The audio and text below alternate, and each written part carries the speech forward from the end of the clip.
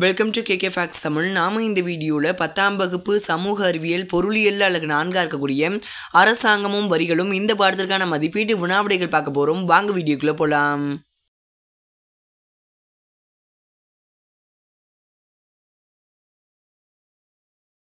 பக்கம் எண் 346 மதிப்பீடு கொடுத்துருக்காங்க. பயிற்சி ரோமன் லெட்டர் 1 சரியான விடையை தேர்ந்தெடுத்ததுக்கு முதல் கேள்வி, இந்தியாவில் உள்ள 3 நிலைகளான அரசுகள் மைய, மாநில மற்றும் உள்ளாட்சி. First option.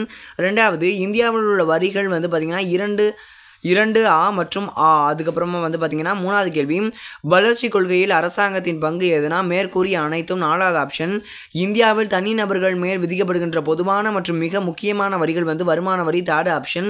அடுத்து இந்த பக்கம் பார்த்திங்கன்னா நாலாவது கேள்வி கொடுத்துருக்காங்க. அஞ்சாவது கேள்வி, ஒரு நாடு ஒரே மாதிரியான வரி என்பதை எந்த வரி உறுதிப்படுத்துகிறது? இதற்கான வரி பண்டங்கள் மற்றும் பணிகள் வரி. Third option. ஆறாவது கேள்வி, இந்தியாவில் வருமான வரி சட்டம் முதலில் டேஸாம் ஆண்டு அறிமுகப்படுத்தப்பட்டது? 1880. Third option. 7, சொத்து உரிமையிலிருந்து பெறப்பட்ட நன்மைகளுக்கு டேஸ் வரி விதிக்கப்படுகிறது? சொத்து வரி.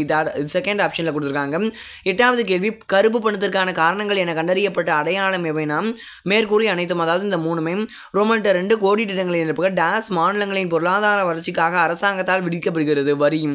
வரி என்ற வார்த்தை டேஸ் சொல்லிலிருந்து பெறப்பட்டது? வரி விதிப்பு. அதுக்கப்புறமா 147 பார்த்திங்கன்னா இங்கே கொடுத்துருக்காங்க பாருங்கள்.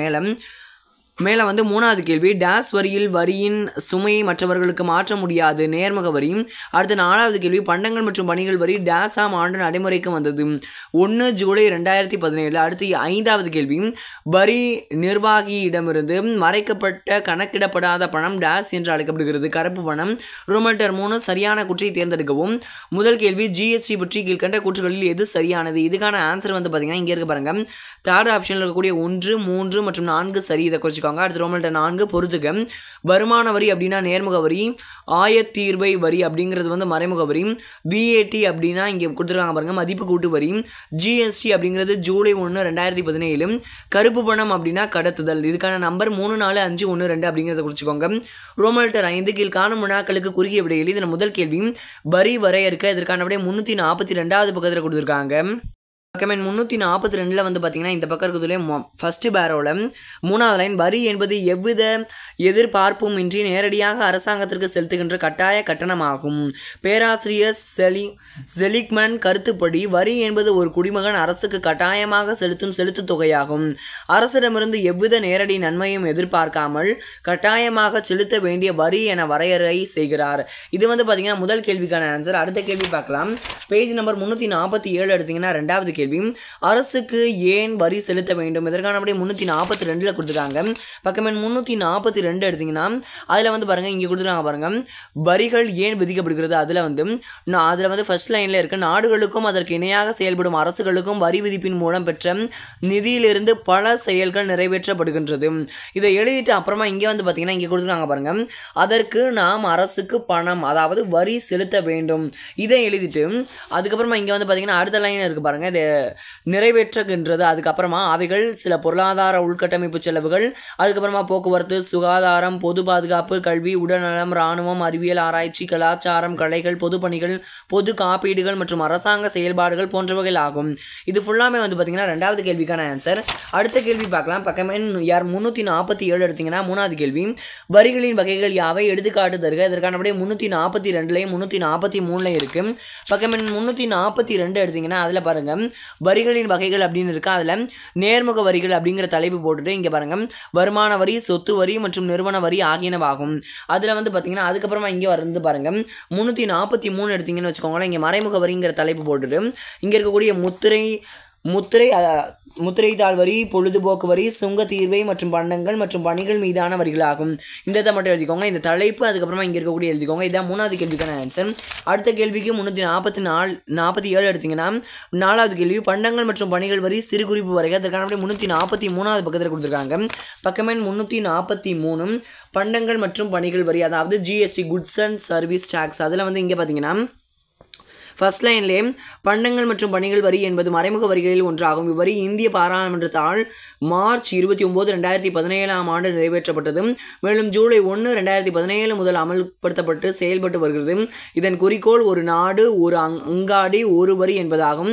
இது மதிப்பு கூட்டப்பட்ட வரி, அதாவது VAT போன்று பல முனை வரி இல்லாமல் இது ஒரு முனை வரி ஆகும். இதுதான் வந்து பார்த்தீங்கன்னா 4வது கேள்விக்கான ஆன்சர். பக்கம் 347 எடுத்தீங்கன்னா 5வது கேள்வி வளர்வீத வரி என்றால் என்ன? அதற்கான விடை 343லையும் 344லையும் இருக்கு.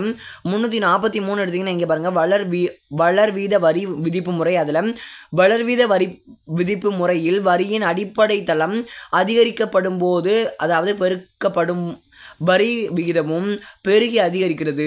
அடுத்து அதுக்கப்புறமா இங்கே வந்து அடுத்த பக்கமாக 344 வந்து பார்த்தீங்கன்னா வளர்வீத வரியை பொறுத்து வரையில் வருமானம் அதிகரிக்கும் போது வரி விகிதமும் அதிகரிக்கிறது. இது வரைக்கும் 5வது கேள்விக்கான ஆன்சர். அடுத்து வந்து 347 எடுத்தீங்கன்னு வச்சுக்கோங்களேன். 6வது கேள்வி கருப்பு பணம் என்பதன் பொருள் என்ன? அதற்கான விட 344வது பக்கத்தில் இருக்கு.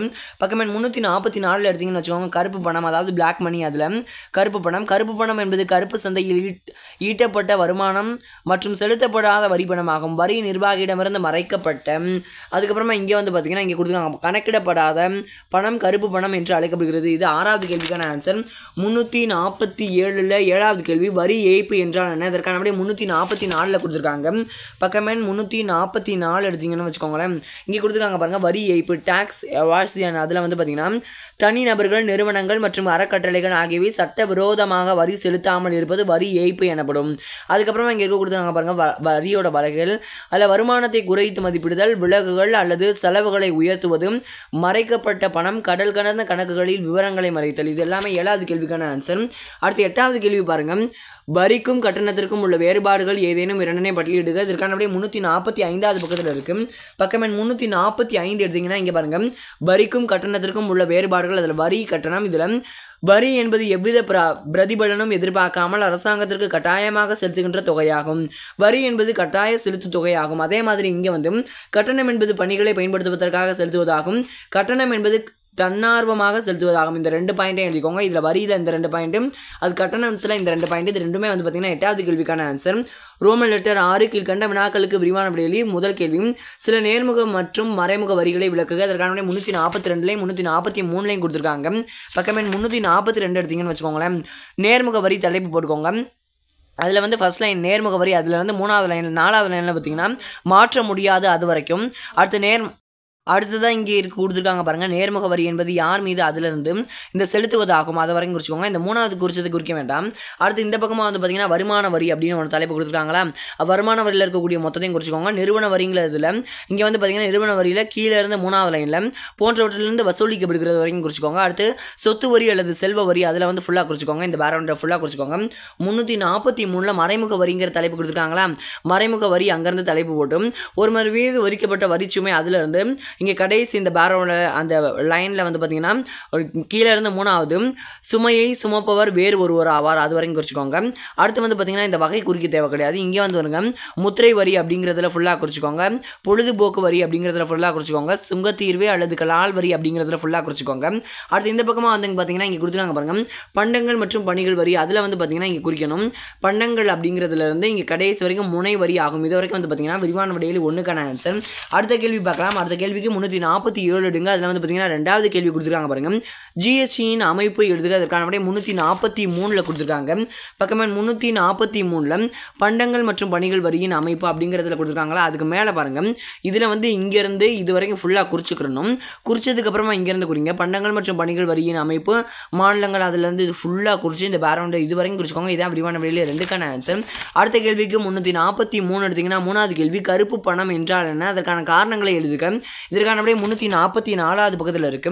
344ல் வந்து பார்த்தீங்கன்னா இங்கே கருப்பு பணம்னு இருக்கு. அதில் இருங்க கருப்பு பணம் என்பது கருப்பு சந்தையில் ஈட்டப்பட்ட வருமானம் மற்றும் செலுத்தப்படாத வரி பணமாகும்.